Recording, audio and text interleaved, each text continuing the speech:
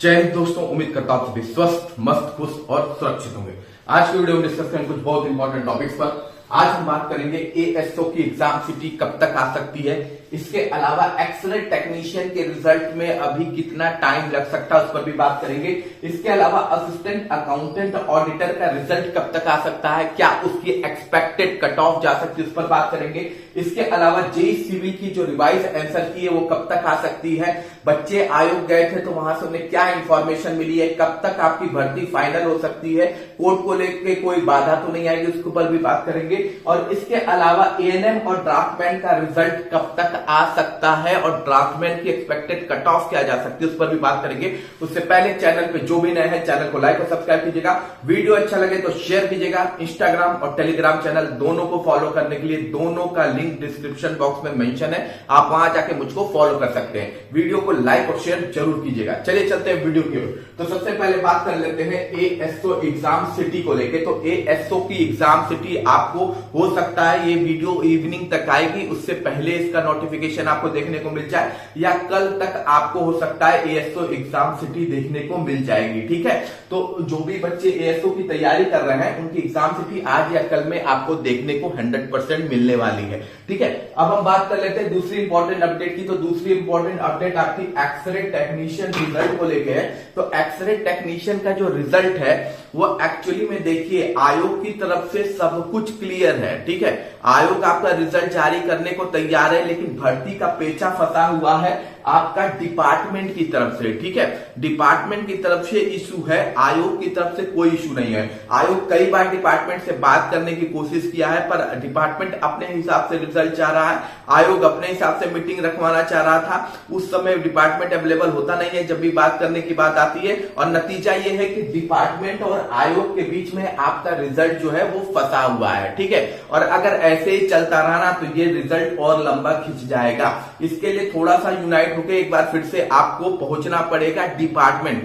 आयोग की तरफ से कोई भी प्रॉब्लम आपके रिजल्ट को लेके बिल्कुल भी नहीं है। जो भी इशू है डिपार्टमेंट को लेके, तो मुझे जहां तक लगता है कि अब आयोग जाने से बेहतर है कि डिपार्टमेंट जाया जाए या फिर आप उप मुख्यमंत्री से मिलिए। ठीक है, यही दो लोग हैं अब आपका जो रिजल्ट है उसका कायाकल्प कर सकते हैं। अदरवाइज ये रिजल्ट ऐसे ही दो लोगों के बीच में यानी दो डिपार्टमेंट के बीच में झूलता रह जाएगा और बच्चे इसका इंतजार करते रह जाएंगे। ठीक है, अब हम बात कर लेते हैं अगली इंपॉर्टेंट अपडेट की। तो अगली इंपॉर्टेंट अपडेट आपकी असिस्टेंट अकाउंटेंट और ऑडिटर के रिजल्ट को लेके है। तो ठीक है, आपको पता है कि अब जो भी यूपी SSC का रिजल्ट आने वाले कुछ दिन में 10 से 12 दिन 15 दिन में जो भी रिजल्ट जारी होने वाला है उसमें टॉप पर आपका यही रिजल्ट है, असिस्टेंट अकाउंटेंट एंड ऑडिटर का रिजल्ट। ठीक है, और ये रिजल्ट आपको जल्द से जल्द देखने को मिलने वाला है। अब इसमें क्या आपकी एक्सपेक्टेड कट ऑफ जा सकती है, तो सिंपल सारी बात है। देखिए इसमें दो पद है, एक है आपका असिस्टेंट अकाउंटेंट का पद है, दूसरा आपका ऑडिटर का पद है।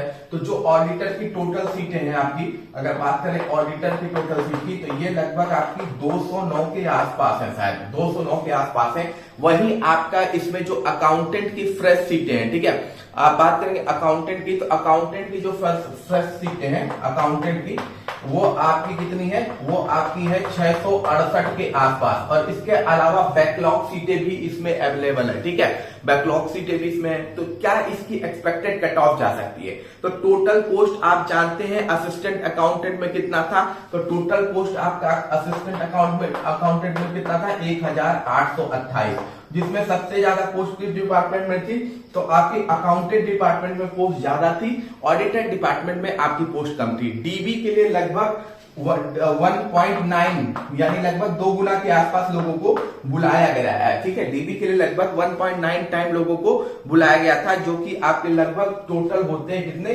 3475 के आसपास लोगों को बुलाया गया था। 3475 के आसपास लोगों को डीबी के लिए आपके बुलाया गया था। ठीक है, अब इसमें जो आपकी ऑडिटर की कट ऑफ होगी वो जाएगी थोड़ी सी हाई। ठीक है, अगर आपका ऑडिटर में, ठीक है, जो ऑडिटर है उसमें अगर आपका 58 से 60 के बीच में घूम रहा है, ठीक है, 58 से 60 के बीच में अगर आप घूम रहे हैं तो आपके चांसेस हैं ऑडिटर में सेलेक्ट होने के, ठीक। अगर आपका 58 से 60 नंबर आ रहा है तो आपके चांसेस बिल्कुल है ऑडिटर में सेलेक्ट होने के। लेकिन अगर आप अकाउंटेंट की बात करेंगे, अकाउंटेंट की, असिस्टेंट अकाउंटेंट की अगर आप बात करेंगे तो इसकी कट ऑफ बहुत कम जाएगी, ठीक है, इसकी कट ऑफ बहुत कम जाएगी। इसमें अगर मान लीजिए अनरिजर्व कैटेगरी की बात करें तो इसमें लगभग आपकी जो कट ऑफ घूमेगी वो घूमेगी 47 से 49 के बीच में, ठीक है। ओबीसी की जो कट ऑफ है वो घूमेगी आपकी 45 से 47 के बीच में, ठीक है। और वहीं ईडब्ल्यूएस की जो आपकी कट ऑफ है वो घूमेगी आपकी 41 से 43 के बीच में, 41 से 43 के बीच में आपकी ईडब्ल्यूएस की कट ऑफ आपको देखने को मिलेगी।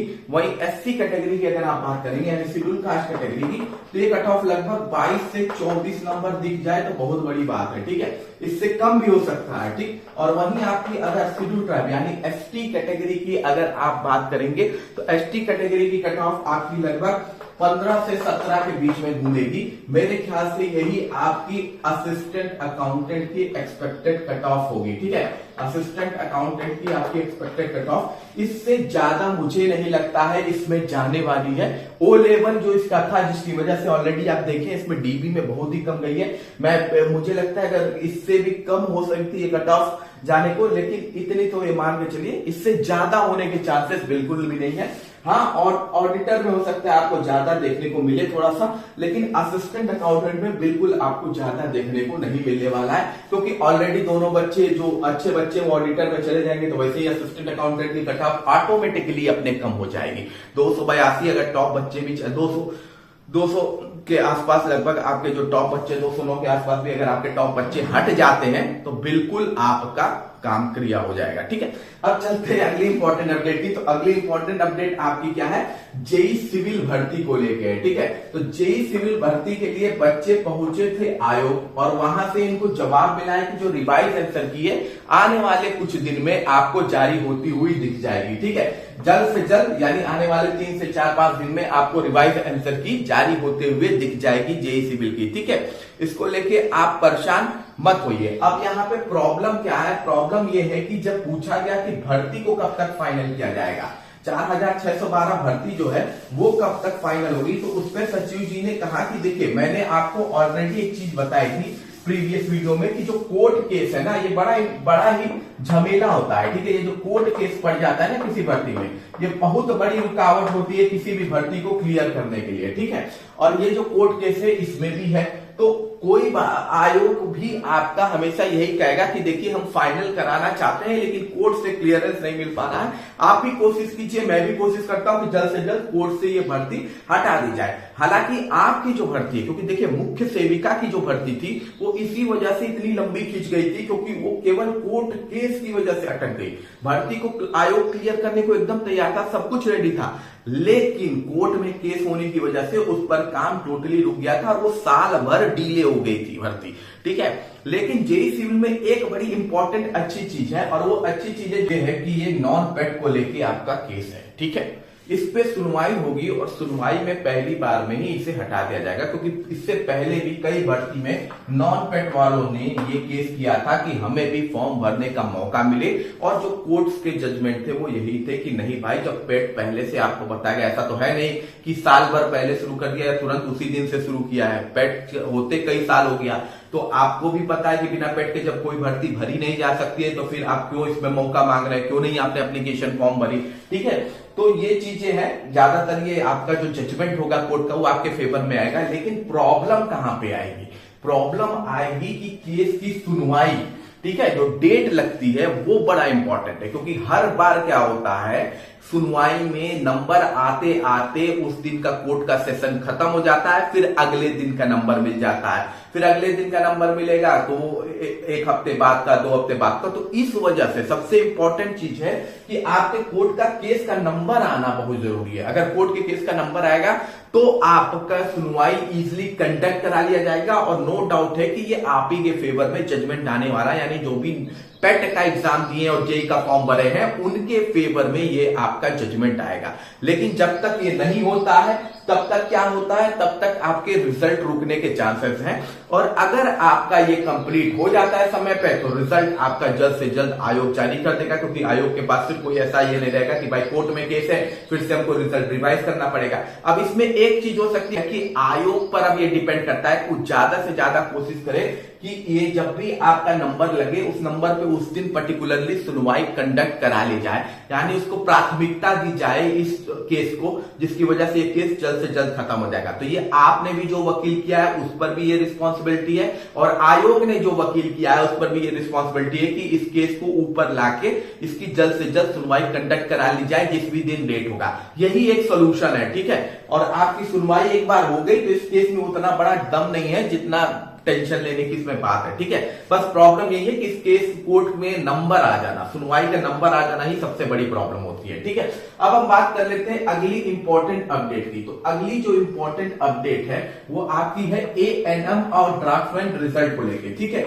ये दो भर्ती है जिस पर तेजी से काम हो रहा है और उम्मीद यही है कि 15 दिन के अंदर आपको एएनएम का और ड्राफ्टमैन का रिजल्ट 17 से 18 दिन के अंदर देखने को मिल जाएगा, ठीक है। यानी हो सकता है कि इस वीक, लास्ट वीक तक या अगस्त के स्टार्टिंग तक आपको डीवी का दोनों का रिजल्ट देखने को मिल जाएगा, ठीक है। अब इसमें सबसे इंपॉर्टेंट चीज है कि जो ड्राफ्टमैन में बच्चे हैं वो जेई में भी है, जेई सिविल में भी वो बच्चे हैं। तो जेई सिविल में जिनके मार्क्स 50 प्लस है, यानी 50 से ज्यादा अगर आप जेई सिविल में स्कोर कर रहे हैं तो आप ड्राफ्टमैन का जो अगर आपने एप्लीकेशन फॉर्म भरा है तो प्लीज आप उसकी डीवी को जरूर स्किप कर दीजिएगा। इससे क्या होगा कि उन बच्चों को बेनिफिट मिल जाएगा जो जेई में कम नंबर पाए हैं, जिनके चांसेस जेई में सेलेक्ट होने के नहीं है, ठीक है। क्योंकि मेनली अभी वेटिंग लिस्ट का प्रावधान इसमें है नहीं और उम्मीद करता हूं कि इसके फाइनल रिजल्ट आने तक अगर वेटिंग लिस्ट का प्रावधान आ गया तो बहुत ही अच्छी बात होगी,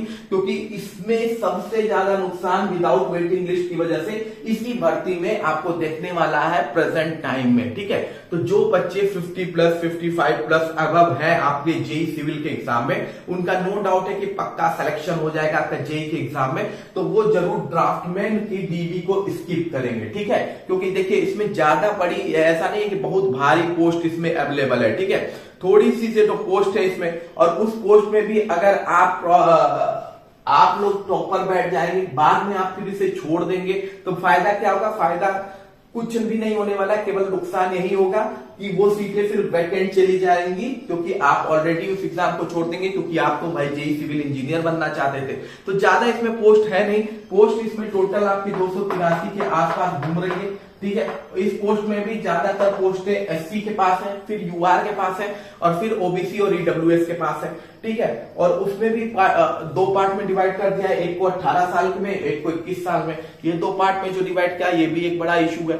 तो जो मेरे ख्याल से जो इसमें डीवी की आपकी एक्सपेक्टेड कट ऑफ हो सकती है, तो ये मान के चलिएगा कि यूआर, ओबीसी, ईडब्ल्यूएस की जो डीवी की कट ऑफ होगी वो 40 से 42 जाएगी और इससे कम डीवी की कट ऑफ जाएगी, इससे कम भी जा सकती है। अगर आप डीवी स्किप करेंगे तो इससे कम भी हो जाएगी। वहीं अगर आपकी एससी कैटेगरी यानी शेड्यूल कास्ट कैटेगरी की अगर आप बात करेंगे तो शेड्यूल कास्ट कैटेगरी की जो आपकी डीवी की कट ऑफ जाएगी वो लगभग आपकी 34 से 36 के बीच में कहीं घूमेगी, ठीक है। 34 से 36 के बीच में कहीं डीवी की कट ऑफ घूमेगी, इससे भी कम जा सकती है, क्योंकि शेड्यूल कास्ट कैटेगरी में आपका सीटें ज्यादा है और अगर बच्चे DV skip schedule caste category के भी करते हैं तो अच्छी खासी आपकी जो एसटी की कट ऑफ है और भी कम आपकी डीवी की देखने को मिल सकती है। और एसटी की जो कट ऑफ है वो आपकी 24 से 26 के बीच में घूमेगी। तो ये आपकी एक्सपेक्टेड डीवी कट ऑफ होगी ड्राफ्टमैन की, ठीक है। अब कट ऑफ कम कैसे होगी भाई? बिना डीवी की कट ऑफ आई डीवी स्किप कैसे करेंगे? तो जब यहां आप डीवी स्किप करते हैं और बच्चे को अगर आयोग को प्रॉपर बच्चे मिलते नहीं उस पर्टिकुलर कैटेगरी में, तो वो आपका कट ऑफ डाउन करके और बच्चों को बुलाता है। तो यहाँ कोशिश यही कीजिएगा जिनके अच्छे स्कोर आ रहे हैं जेई सिविल में वो प्लीज ड्राफ्टमैन की डीवी को आप स्किप कर लीजिएगा। और फाइनल कट ऑफ अगर ड्राफ्टमैन की आपकी बात करें तो फाइनल कट ऑफ आपकी ड्राफ्टमैन की आसपास घूमेगी मेरे ख्याल से 55-57 के, ठीक है।